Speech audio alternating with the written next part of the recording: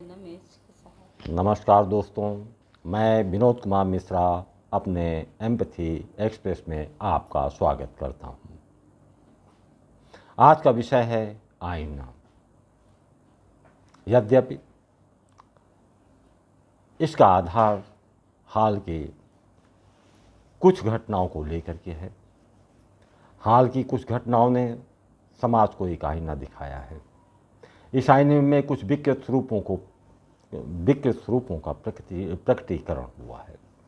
कुछ आदर्शों पर चलने वालों को भी दिखाया गया। आईने में ये भी दिखाया गया कि इतने विपरीत परिस्थितियों में भी सनातन धर्म में कुछ लोग अपनी सज्जनता से विचलित नहीं हुए हैं। हालांकि उन्हें उकसाने के हर संभव प्रयास किए गए हैं। ऐसी एक जात है जो सज्जनता की मिसाल बन करके सामने आई है।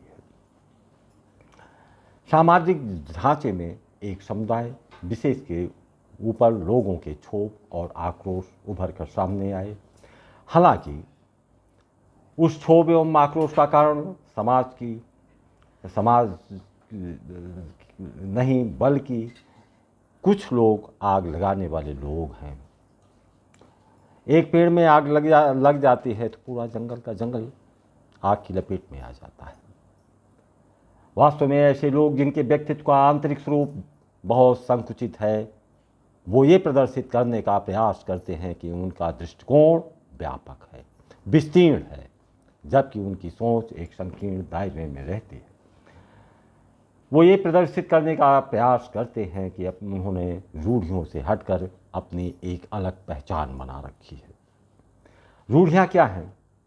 जातिवादी मनवाद का विरोध करना। मनवाद क्या है? एक जातिवादी व्यवस्था को लागू करना। रूढ़वादिता क्या माना गया? मनवादी विचारधारा का खंडन। मनवादी विचारधारा क्या है? समाज में जातियों का विभाजन, जातियों के पक्षधर कौन हैं?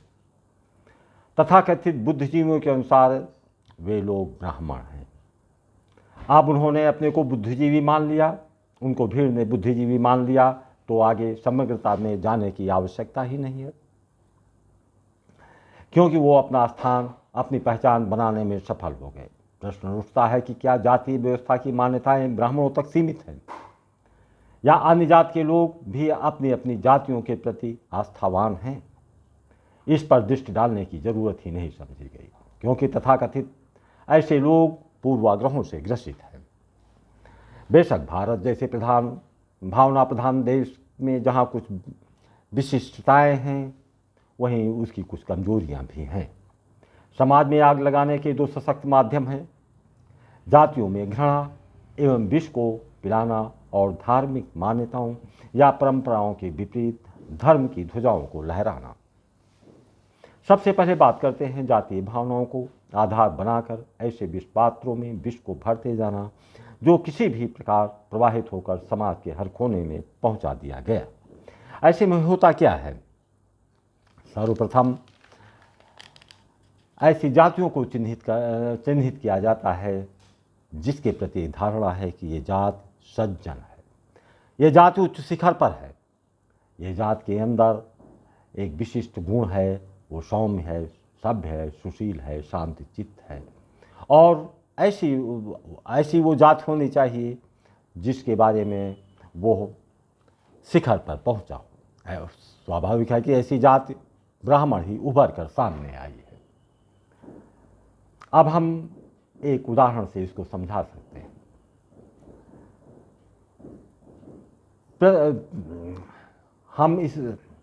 मान लीजिए किसी भी समाज में कोई ऐसा व्यक्ति हो जिसकी पहचान एक उद्दंड व्यक्ति के रूप में हो, एक क्रूर व्यक्ति के रूप में हो, एक हिंसक व्यक्ति के रूप में हो।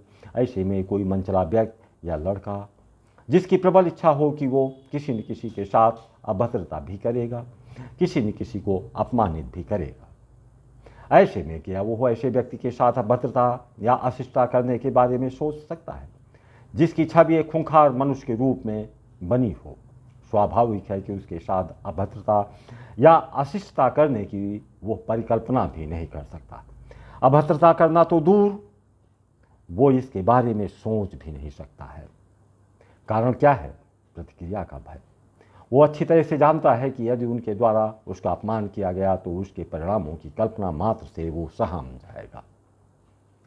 बेशक अपनी सोच कलुषित है, बेशक उनकी सोच कलुषित है, उसके अंदर विष भरा है, अंदर एक ज्वाला है जिससे वो किसी न किसी को भस्म करना चाहता है, लेकिन वो ही काम बिना किसी जोखिम उठाए करना चाहता है।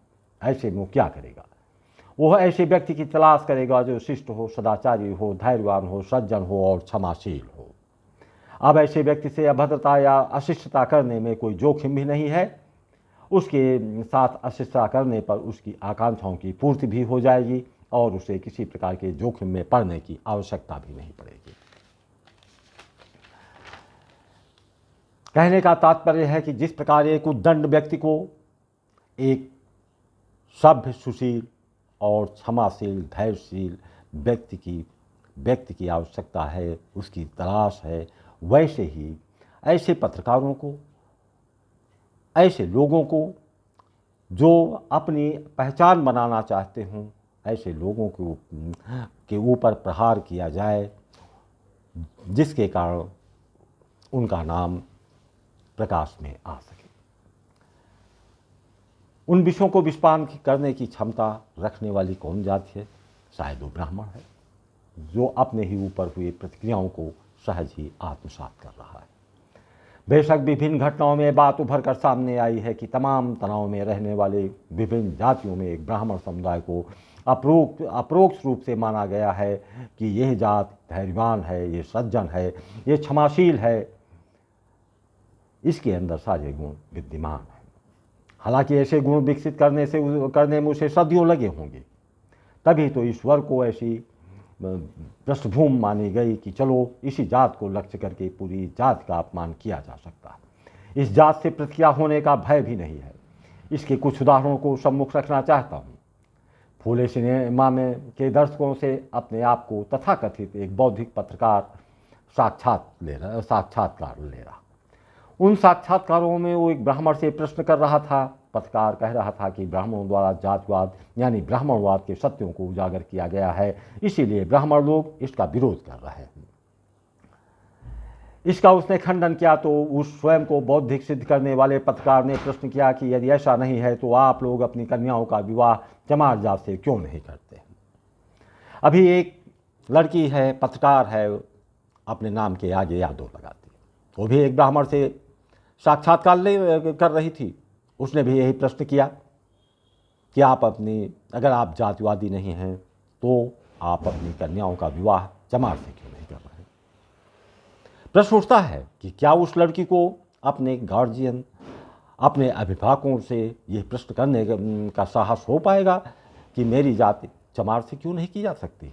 बेशक नहीं, क्योंकि वो जानती है कि इसके प्रतिक्रिया के स्वरूप में उसे क्या दंड मिलेगा। लेकिन ब्राह्मण है, सहनशील है, उसने बहुत कुछ देखा है, बहुत कुछ समाज को दिया है, इसीलिए उसी के ऊपर प्रहार पर प्रहार होते रहे हैं। इसका उसने खंडन, वो तो अभी भी आप उस पत्रकार को आप भय देखिए, वो जानता है कि पूरा समाज अपनी अपनी जातियों के आदर्शों, रीति रिवाजों से आस्थावान है, इसलिए ये ऐसे प्रश्न दूसरी जातियों से करने का कोई औचित्य नहीं है। वो उस मानसिक रूप से दिवालिया पत्रकार किसी चमार जात से ये प्रश्न करने का साहस नहीं जुटा पाएगा कि वो अपनी कन्या का विवाह डोम जात से क्यों नहीं करते, पासी जात अपनी कन्याओं का विवाह चमार जात से क्यों नहीं करते हैं, क्षत्रिय ऐसे क्यों नहीं करते हैं। सभी तो यही दावे करते हैं कि वो जातवादी नहीं है, लेकिन वो प्रश्न का साहस वो पत्रकार नहीं जुटा पाया।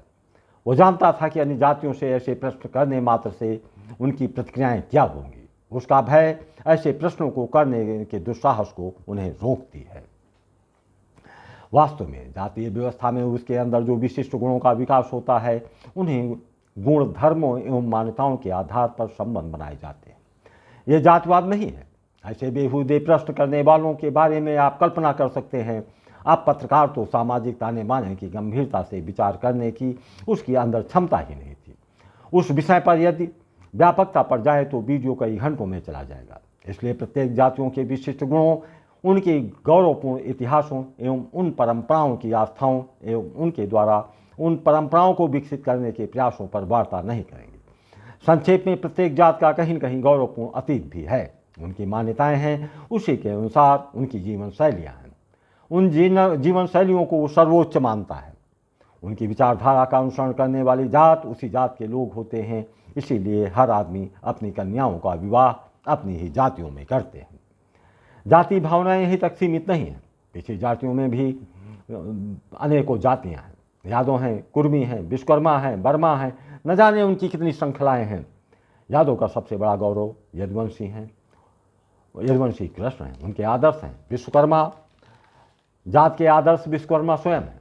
कृष्ण और विश्वकर्मा का ब्राह्मण भी अपना आराध्य मानते हैं। लेकिन सामाजिक ताने बाने के अनेकों अन्य आधार होते हैं। उन आधारों का वो पालन करते हैं। उनके रहन सहन गुण धर्म में विभिन्नताएं एवं मान्यताओं में अंतर होता है। अब जातवाद का विरोध करने वाले उन पिछड़ी जातियों से ये कहने का साहस क्या कोई पत्रकार कर सकता है कि आप इस जात के हैं तो आप पिछड़ी जात के दूसरी जात में अपनी लड़की का विवाह क्यों नहीं करते हैं? भिन्न भिन्न पिछड़ी जातियां अपनी जात से अलग अन्य पिछड़ी जात से अपनी लड़की का विवाह क्यों नहीं करते हैं? ये बात उनकी मान्यताओं एवं आस्थाओं के विपरीत प्रश्न होगा। वो ऐसा प्रश्न होगा कि प्रश्नकर्ता के स्वरूप को ही वो बिगाड़ देंगे। यही हाल सभी जातियों का है। जहाँ तक किसी सिनेमा का सवाल है तो सच्चाई का साक्षात्कार करने का सामर्थ्य सभी के भीतर विद्यमान है। यदि विरोध है तो बेशक कोई न कोई महत्वपूर्ण कारण होंगे। जहाँ तक सामाजिक समरसता का सवाल है तो उसके लिए महत्वपूर्ण पड़ाव ये होता है कि किसी भी जात को उसकी अस्मिता को पराजय से जोड़ने के प्रयास नहीं करने चाहिए, जो वर्तमान में किए जा रहे हैं, जो निंदा का विषय है। हाँ, ऐसे प्रश्नों से यथासंभव पत्रकारों को या किसी भी समुदाय को बचना चाहिए। लेकिन आप बच भी नहीं सकते। कारण है कि मस्तिष्क में क्या क्या भरा गया, वो सब भरा गया जिससे आप बोझिल हो गए हैं। आप उस बोझ के भार से दब गए हैं। उस भार को उतारने का मार्ग नहीं बताया गया। मार्ग बताने वालों को तो स्वयं मार्ग का ज्ञान ही नहीं है, तो बताएंगे क्या? अब उन्हें मार्ग दिखाने वालों ने विष का घोल दिया है। विष का प्रभाव बहुत दूर तक फैल गया। उसका विस्तार इस स्तर पर हुआ कि आप में से बहुतों ने देखा होगा कि एक लड़की चिल्ला चिल्ला कर बोल रही थी। उसके शब्द इतने आक्रोशित थे कि उसके गले की नसें उभर कर दिखाई पड़ रही थी। वो कह रही थी कि ब्राह्मण किस लायक के हैं, उन्होंने एक सुई तक की खोज नहीं की है। ऐसा चिल्लाने का कारण क्या था? कारण था कि उसके मस्तिष्क में क्या क्या कूड़ा भरा गया है। अब सकारात्मक बातें तो भरी नहीं गई। उसको ज्ञात होता कि मनुष्य को स्वास्थ्य की सारी व्याधियों से मुक्त होने का सर्वव्यापी ज्ञान बनाने के उद्देश्य से अथर्ववेद में आयुर्वेदिक चिकित्सा पद्धति को प्रकाश में लाया गया। उसे भी ज्ञान नहीं है कि जिस शब्द ज्ञान से वो बोल रही है, पाणिनि ने उसका सूत्रपात किया। वो भी ब्राह्मण थे। उसकी खोज करने वाले कौन थे? अब आगे चलते हैं। जीवन की हर चुनौतियों का सामना करने के लिए मनुष्य में स्वस्थ एवं आत्मबल का होना नितांत जरूरी है। इसे ही ध्यान में रखकर पतंजल ने पातंजल योग प्रदीप की रचना की, ताकि लोग स्वस्थ मन से के साथ आगे के मार्ग में बढ़ सके। अब पतंजल योग प्रदीप केवल ब्राह्मणों के लिए तो नहीं लिखा गया। ऐसा लिखा जाता तो पतंजल रामदेव पतंजल संस्थान का निर्माण न करते, उससे दूर रहते। वो तो सभी जातियों के लिए है। उनकी ब्राह्मणों ने क्या क्या खोज किया, इसकी सूची बहुत लंबी है। आप सामाजिक व्यवस्था सुचारू रूप से आगे बढ़ती रहे, लेकिन यदि कोई शासक वहाँ के जनगणमन पर अत्याचार करने वाले हों तो उसमें बदलाव कैसे लाया जा सकता है? ऐसा कौन सा रास्ता है? उसका जीता जागता उदाहरण ब्राह्मण ही है। चाणक्य द्वारा चंद्रगुप्त मौर्य को शासक बनाया गया। बहुतेरे कहते हैं कि ब्राह्मण लोग लोभी हैं, पाखंडी होते हैं, लुटेरे होते हैं। अब आप ही सोचें कि जो दूसरे को शासक बना सकता है, यानी चाणक्य, यदि चाणक्य लोभी होते, लालची होते तो स्वयं शासक बन जाते। लेकिन दूसरी जातियों में क्या हुआ? अगर उन्हें अवसर मिला तो उन्होंने अपने परिवार को बढ़ाया दिया। उन्होंने सत्ता में अपने ही परिवार को, अपनी ही जातियों को, लोगों को रखा। लेकिन ब्राह्मणों ने ऐसा नहीं किया। अगर चाणक्य जातिवादी होते तो किसी दूसरे ब्राह्मण व्यक्ति को शासक बना देते। कहने का तात्पर्य यह है कि वो शुद्ध आचरण व्यवहार पर जोर देता चला आया है। यह जातीयता की संकीर्ण भावनाओं से कभी नहीं बंधा था। हाँ, हर जाति, हर वर्ग, हर समाज में कुछ एक अपवाद मिल जाते हैं। उन अपवादों को चिन्हित करने का कोई औचित्य नहीं है। बेशक लोगों ने अपनी स्वार्थपरता के लिए न जाने क्या क्या काम किए। उसमें चालबाज लोगों ने जातियों के ध्वजों को लहराना शुरू कर दिया। यह प्रदर्शित करने का प्रयास किया गया कि एक ही जात के लोगों ने आपको आपके अधिकारों से वंचित किया गया। उन्हें नहीं बताया गया कि बहुतेरे ऐसे शूद्र थे जिनके अंदर की प्रतिभाओं को पहचाना गया। ब्राह्मणों ने उनको शिक्षित होने का आह्वान किया। ऐसे लोगों का नाम कई बार वीडियो में उद्धृत कर चुका हूँ। उन लोगों का ज्ञान ब्राह्मणों से भी उच्च कोटि का था, तो ब्राह्मणों ने उनको भी अपना पूज्य बना लिया, जिसमें व्यास का नाम तो सभी जानते हैं। अपने स्वार्थों को साधने के लिए वो ये तो सही नहीं बता सकते थे कि शिक्षा पाने की पात्रता हासिल करने वाले शूद्रों को शिक्षा का अधिकार दिया गया था। उनके लाभ कहाँ थे? उनके लाभ थे कि जाति द्वेष का ऐसा कूड़ा करकट मस्तिष्कों में भर दिया जाए कि उनके अंदर प्रेम, करुणा, धैर्यशीलता, संवेदना आदि के गुणों पर उनका ध्यान ही न जाए। इधर ध्यान गया तो वो परिष्कृत हो जाएंगे, घृणा से दूर हो जाएंगे, धैर्यवान हो जाएंगे, उनके अंदर सारे गुणों का समावेश होगा। वो भी व्यास या सत्यकाम की तरह ब्राह्मणों के भी पूज्य बन जाएंगे। तो उनके स्वार्थों का क्या होगा? ऐसे में कहा जा सकता है कि जो लोग दलितों की ध्वजा पताकाएं लेकर पताका फहरा रहे हैं, वो लोग ही उनके अहित कर रहे हैं। वो आध्यात्मिक शिक्षा पा सकते हैं, वो आधुनिक शिक्षा पा सकते हैं, परंतु क्या वो अपने आप को परिष्कृत मान सकते हैं? अभी हाल की घटनाओं में जिस प्रकार ब्राह्मणों के बारे में सभ्य समाज में कल्पना के विपरीत शब्दों का प्रयोग किया गया है, बेशक यह वो ये प्रमाणित करता है कि सनातन का गौरव बनाए रखने में ब्राह्मणों की अहम भूमिका रही है। इतना अपमानजनक शब्दों को भी उसने धैर्यपूर्वक सहन किया। आवेश को अपने अंदर पनपने भी नहीं दिया। किसी जात के विरोध में कुछ नहीं कहा। उसकी सज्जनता, उसकी सहनशीलता, उसकी धैर्यशीलता की आप कल्पना कर सकते हैं। स्वाभाविक है कि जिस धर्म में ऐसी जातियां विद्यमान हों तो वो ही विश्व में शांति, प्रेम, सद्भाव एवं समानता लाने का मार्ग दिखाने में समर्थ हो सकता है। हाँ, जो एक खोजी पत्रकार हैं जो ब्राह्मण के ऊपर आरोप लगाते हैं, जरा से उनको खोजना चाहिए। ब्राह्मण में बहुत से आपको गांव मिलेंगे जहां पर अपनी ही जात के लोगों ने जब सामाजिक मर्यादाओं के विपरीत आचरण किए तो उन लोगों को ब्राह्मण समुदाय ने बायकॉट किया। उन्हें अछूतों से भी गए गुजरे दर्जे में रखा। आपके पास क्या है, आप परंपराओं से अपनी संतानों को देंगे। यही कारण है कि कुछ, अब बताइए, वो लड़की कह रही है ब्राह्मण हो तो चमार से अपनी शादी क्यों नहीं कर सकते? वो क्या अपने पिता से कह सकती है कि हमारी शादी आप चमार से क्यों नहीं करते? वो जानती है कि ब्राह्मण ही है, सज्जन जात है, इनसे कुछ भी कह दो ये सहज ही स्वीकार कर लेंगे। लेकिन वो अपने पिता से कहने का इसलिए साहस नहीं करती कि वो ये जानती है कि ऐसे प्रश्नों का प्रतिक्रिया क्या होगी, शायद उसके सारे अधिकारों से उसे वंचित कर दिया जाएगा। ऐसे में स्वाभाविक है कि आज ब्राह्मण ही ऐसी जात बची है जो पूरे देश को धार्मिक रूप से, सामाजिक रूप से दिशा और मार्गदर्शन देने में सक्षम है। आशा है वीडियो पसंद आई हो तो लाइक, सब्सक्राइब और शेयर करना ना भूलें। जय हिंद।